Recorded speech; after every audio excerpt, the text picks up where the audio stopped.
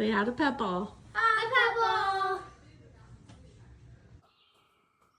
All right, this is John with Lead Fever. We're out here again this morning, and I've had a few people ask me about the shaft collars and whether they do work or whether they don't work. So I thought we'd test this. And I just want to say up front, if you see my muzzle right there, there's no shaft collars on it. However, if you do look, it's got a rubber isolator on the end of it before the shaft collars go on. Shaft collars weren't available to perfectly fit this barrel.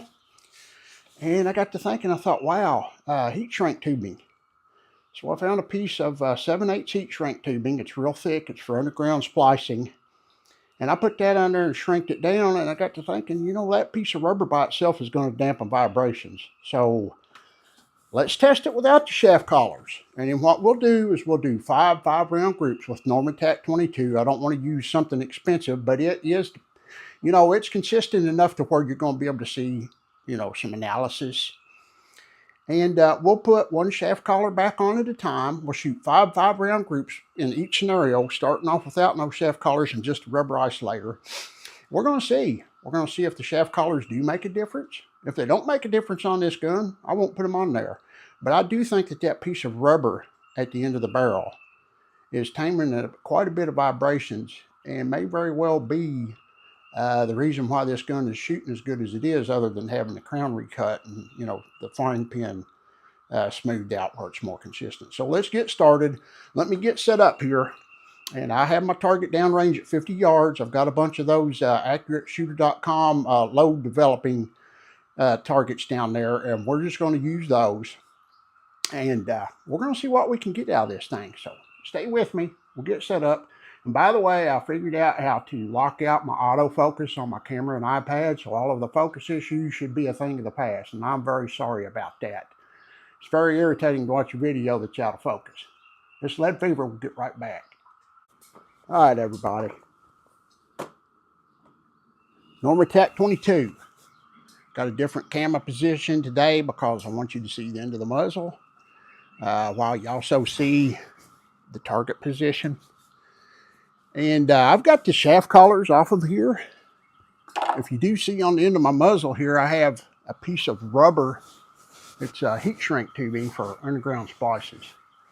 I had to use that to make the shaft collars available, fit on the barrel. And I got to thinking, you know, the rubber on there real tight is going to dampen vibrations itself. Maybe that's a cheaper route. Maybe it's a better route. Maybe the shaft collars don't need to be on there. Maybe they do help, maybe they don't. So let's find out. We're going to shoot five round groups with it just the way it is, with the Normatec 22, and then we're going to put one shaft collar on it at a time, and then we're going to do five round groups, and we're going to keep doing that until we're able to see if there's a difference or not. And I look back at my first test of this gun without any shaft collars or anything on it, and the Normatec 22 out of 3 5-round groups averaged 0.66 inches. Yesterday, when I did the ammo test with the shaft collars on there and the rubber isolator, it measured 0.46 inches. So 2/10 better. We don't know without doing, you know, extensive testing how accurate that is. So that's what I plan on doing today. So let's start up there on the very top row, and let's go ahead and give this a try and see what good we can get out of this test. Let's see if it's even worth doing. So I've got 10 loaded in here. Let's start off up there on that very first dot on the upper left and see how tight we can group these. We're going to go across and do 5 of them.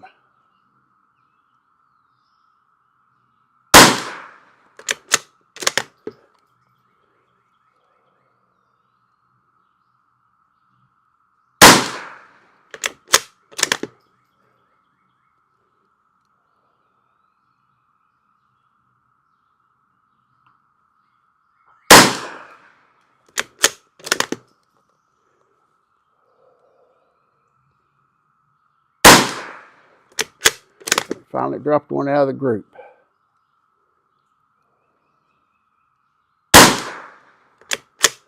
opening up. Barrel's getting heated up. That was 5, wasn't it? Yeah, that was 5. Let's move over. I lose count too easy.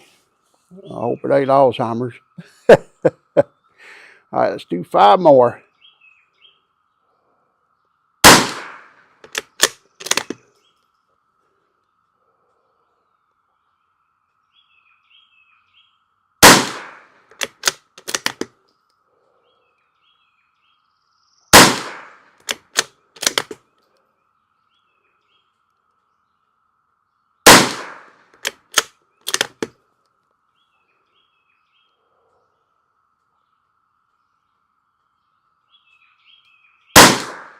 It should have been 5. If I still got one in there, yeah. I counted right this time. Imagine that. All right, let's move over. Get our next group. Uh-oh.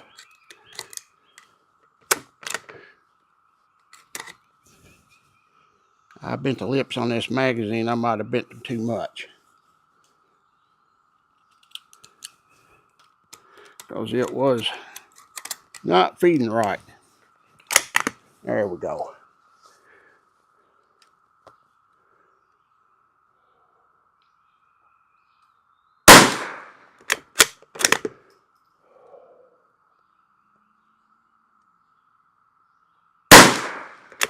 Yeah, it's all over the place.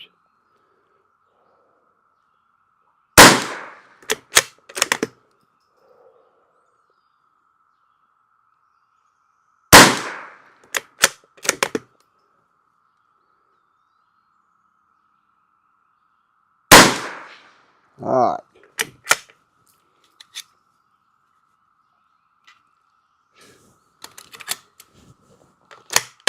Let's move over. One more group down there.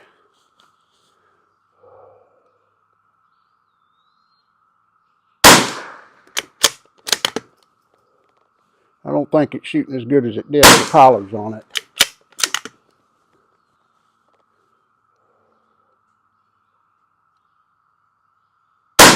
And I had to change the scope settings. When I took the shaft colors off, the point of impact went about 2 inches higher. At least 1.5 inches.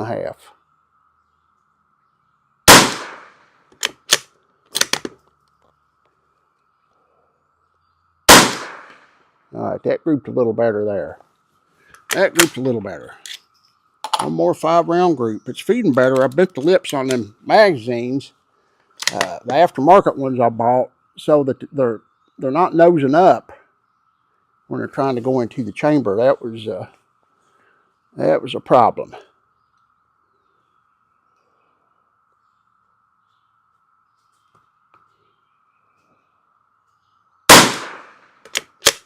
Way low.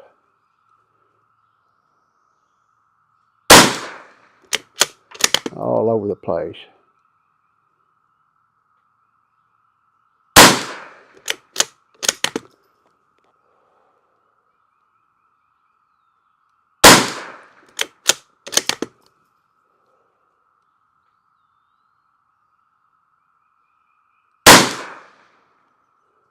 I shot the wrong one that time. That's my bad.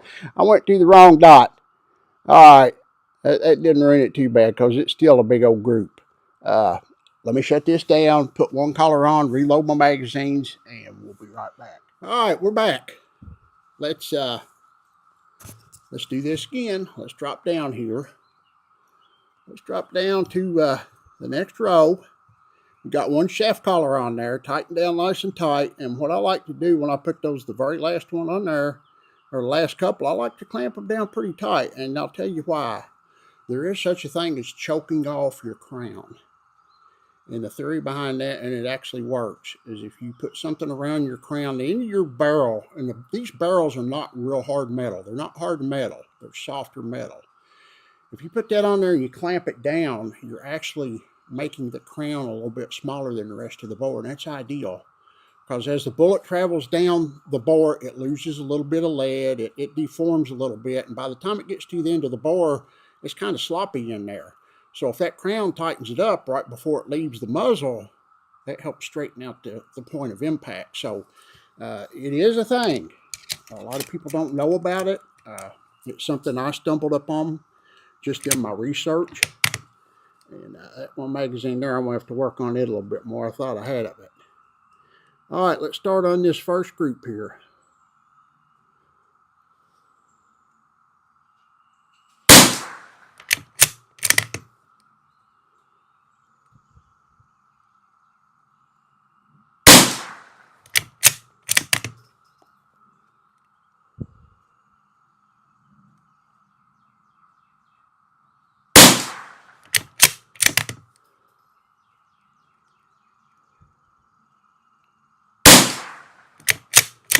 Got 2 in one hole and 2 in the other.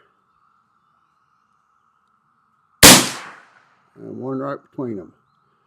Okay. Let's move over. Keep going.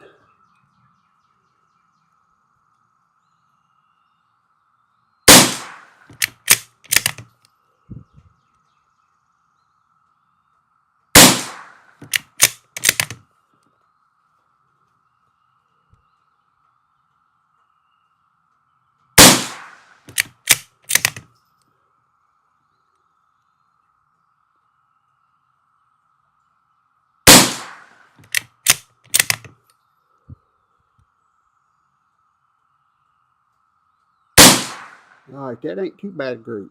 Those 2 groups appear to be a little better, but we have to keep going before we really... I need to put that magazine aside and make sure I bend those lips back out just a little bit on one side. The way you bend them in dictates how the round ramps up into the chamber when it comes out. All right, let's hit that next group.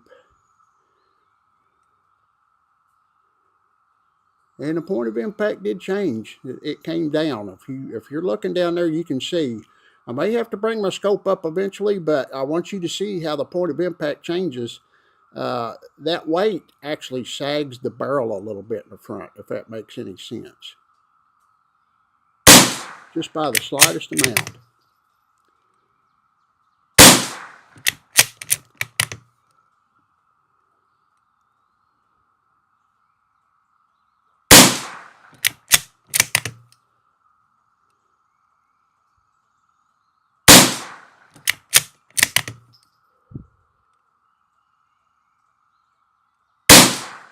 All right, still not looking real good down there. One more group.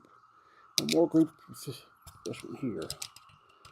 I keep pulling my magazines. I keep thinking I still got 5 rounders. I'm not used to having these 10 rounders yet. They're new.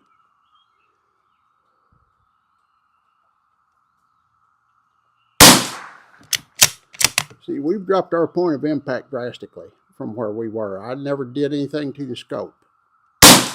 If you compare that to the top row.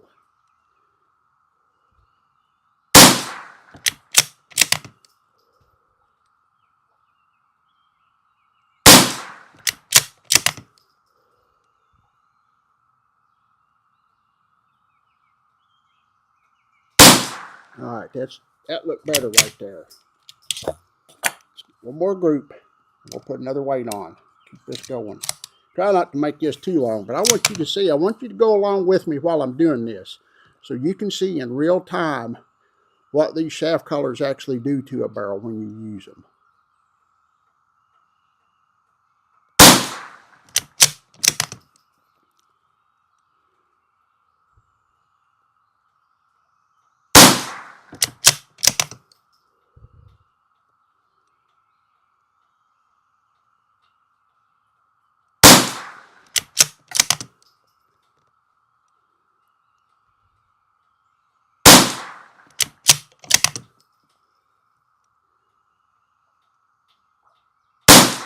All right, they're starting to look a little better, but we're not finished. Give me a few minutes. I'm gonna bring this scope over to the left a little bit.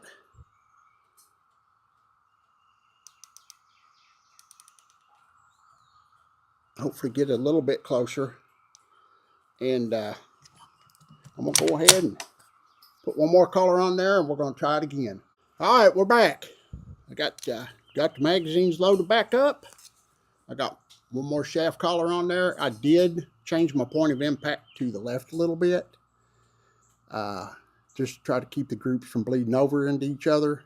But I didn't change my elevation. I want you to see how this, we may have to change it on the next one, but I want you to see how this keeps dropping as we add shaft collars. It changes the point. It may not drop again. It may come back up, but it changes your point of impact each and every time you add one. All right, let's put 5 rounds on that third row, starting there on the left.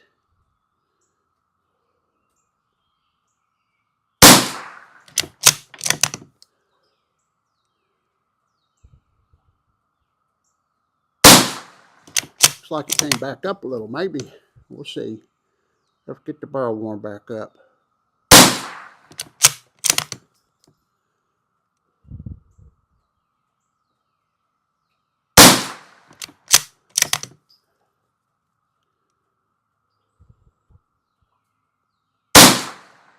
Now I've got to take my glasses off. There's 5. That looks a lot better.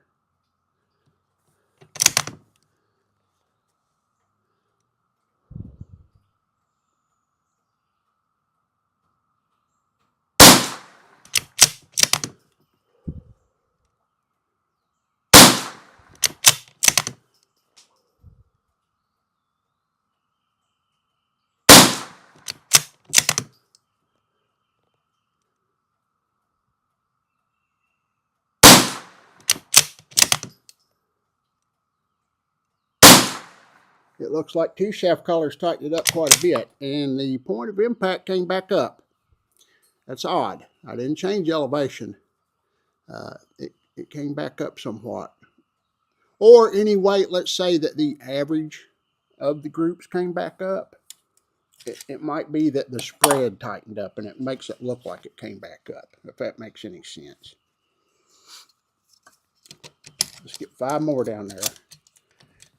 See, I needed to do this for myself anyway to make sure that I had the shaft collars, the right number of them on there.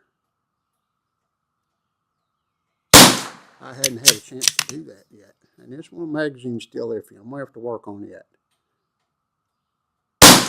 The other one is doing good. It's nice and smooth, but this one is rough.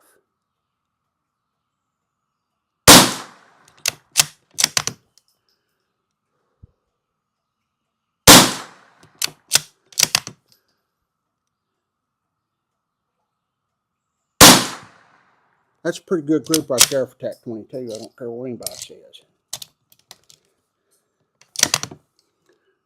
5 more on there.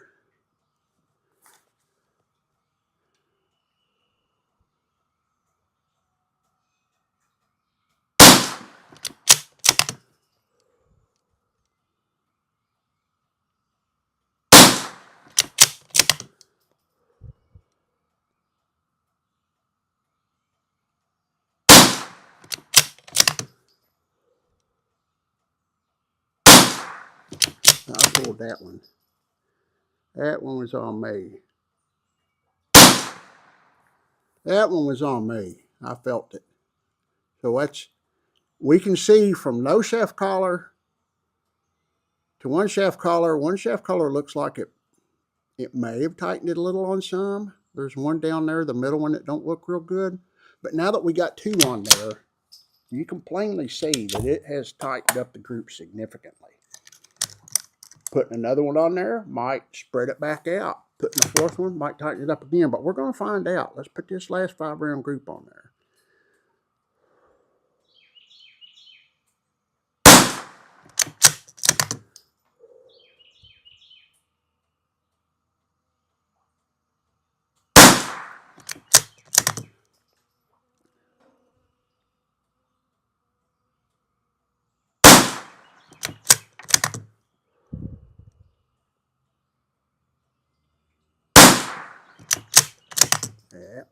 That one spread out a little bit. Still ain't bad though. All right, let me get 1 more color on there, load back up. We'll be right back here in a minute. All right, we're back. We're back. Got one more shaft collar on there, so we got 3 of them on there now. And we're going to drop down here to the next row and continue on with this. And we're getting close to get to the end of this, and we'll probably do a little something after this too. I want to figure out what works best for this gun, and I haven't had a chance to do it. I just made my ammo testing videos yesterday, and I had no idea whether the number of shaft collars that were on there was going to be ultimate or optimal. So this is going to help do that. It's going to help you all see how much of a difference it makes in having them on and not having them on. I know a lot of questions have been asked to me about it, and I try to give the best answers that I can. And I thought this would be the best way of doing it. Just do it in real time. Everybody can sit down and watch it. Not everybody will want to watch videos like this, but there's those of you out there who really enjoy this kind of thing and appreciate it. So that's who I'm doing it for. Those of you who want this kind of information, want to make your gun shoot better, I'm hoping that this will help you folks. So let's go down there and try the next group and see what this does with 3 of them on there.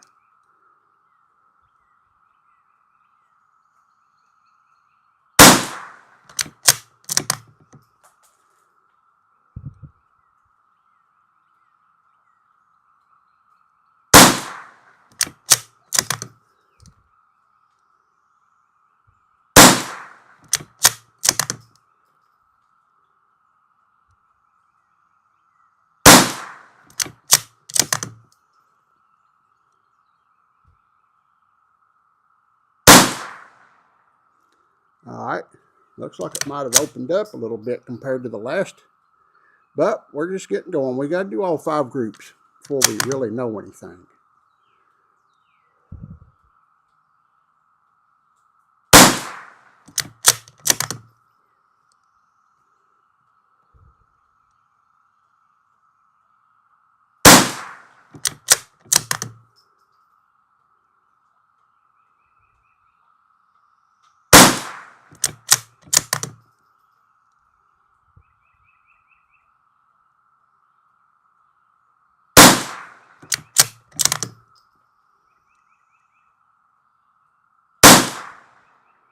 All right,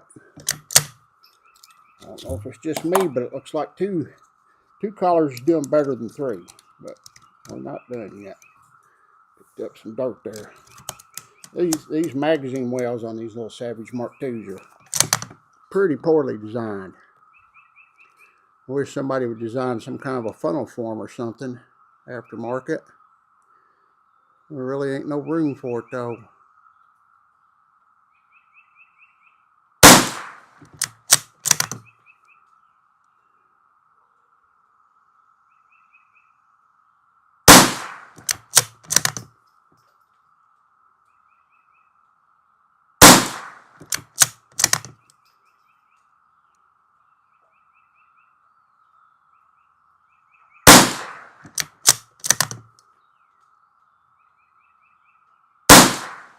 All right.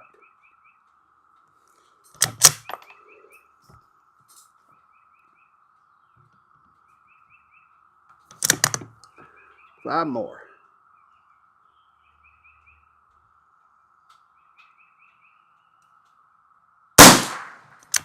That was a flyer, I do believe. Well, maybe not.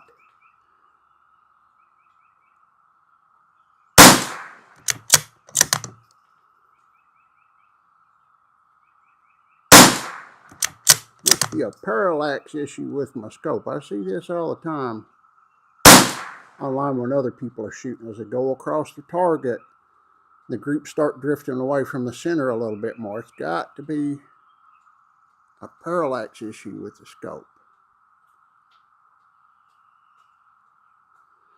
Let's see what that does. One more group.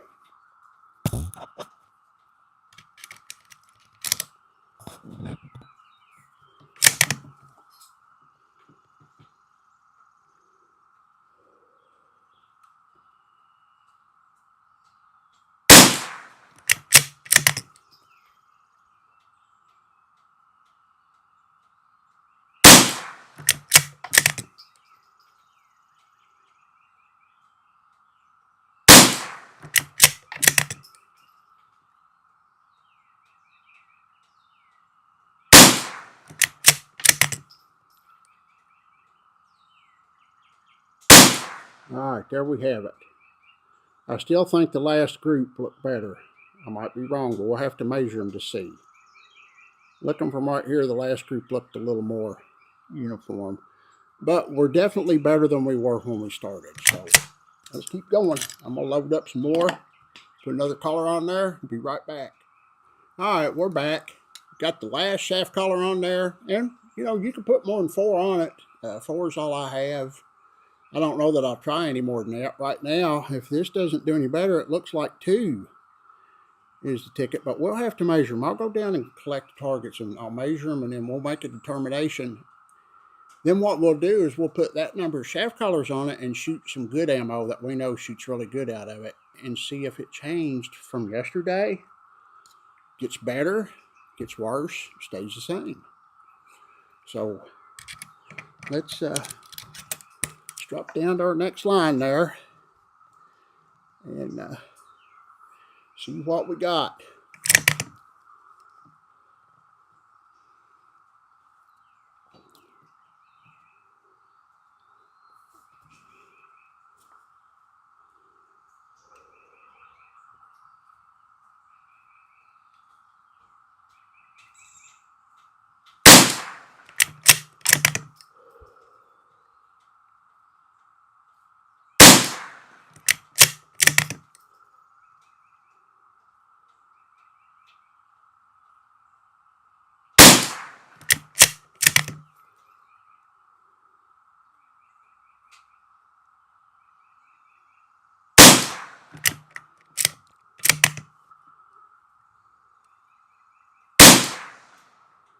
All right, not terrible.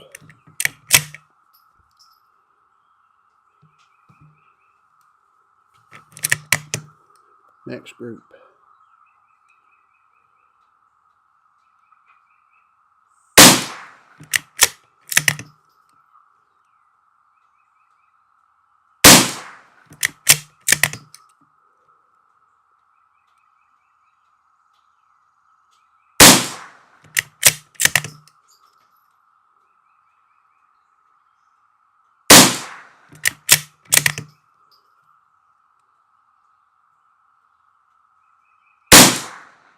Now that's a good group right there. Let's hope that they keep doing that. That was an awesome group for TAC 22. Awesome group. I need to polish up this mag well and the magazines. That might make it better. Get a few more burrs off of them. Yeah. This magazine here.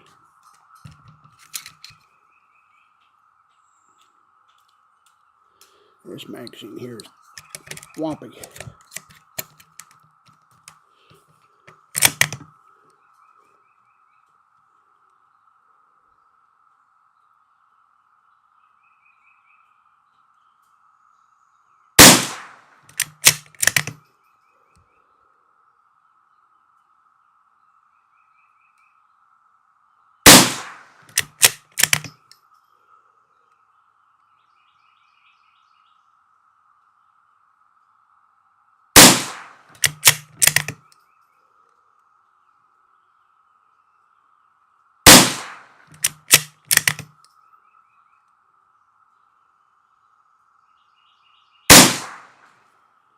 Still looking pretty good. Still looking pretty good.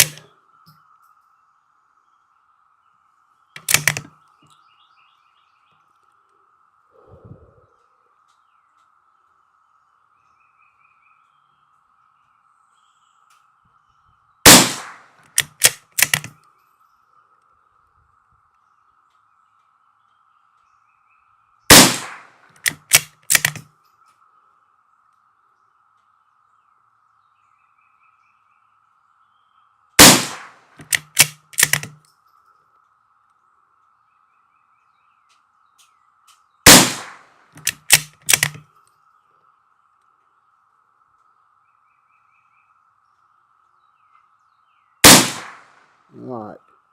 We got some pretty good groups going down there. I don't know, but it's kind of looking like 4 is better than 2. Don't know. We'll have to measure them to find out.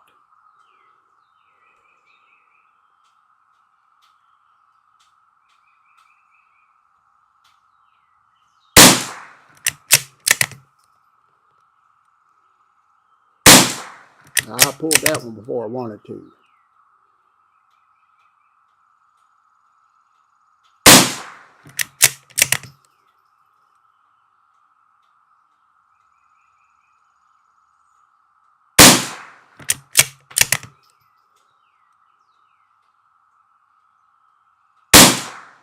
All right, still a good looking group. Even though I pulled that one, that kind of connected them.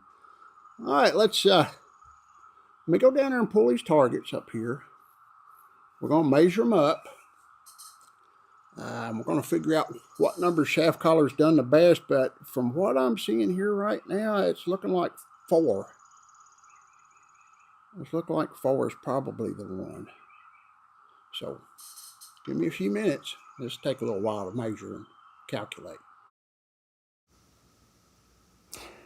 All right, everybody, I'd like to apologize here. I set the focus to where I turned the autofocus off to make this to where it didn't went out of focus. Coincidentally, it makes the automatic exposure cut off too, so it's all washed out. Next time I'll know. Sorry. All right, folks, let's get a look at this. I hope my phone doesn't flip the screen around. It's got a bad habit of doing that. Here's no collars at all. There's our groups. 0.43, 0.6, 0.98, 0.50, 0.72 with a 0.646 average of the 5 round groups. We come down to one collar. 0.37, 0.561, 0.75, 0.36, 0.36 with an average of 0.48.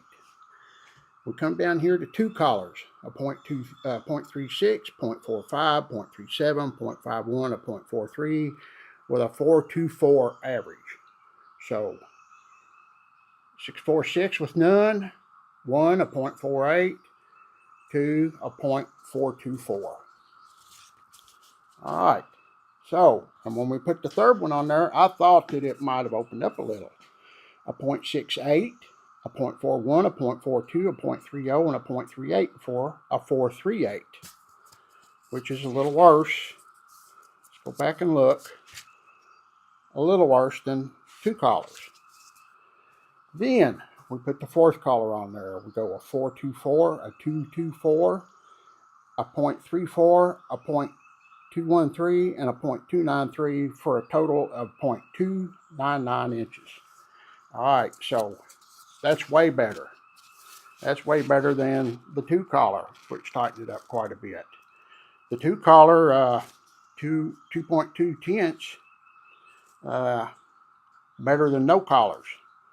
So we're back to where we were the other day. I had a 0.66 average with no collars. And then in our test yesterday, we had a 0.46. And now we're down to 0.299. And I can tell you that more rounds getting through this barrel is having a big effect on how it's shooting. I totally believe in the don't clean your barrel to the bare metal every time. Let it season. Keep the chamber clean. It's worked for me in both of these guns. May not work in yours. Something that might not work, but I think the theory and the physics behind it pretty much speak for itself. So we're going to leave the 4 on there.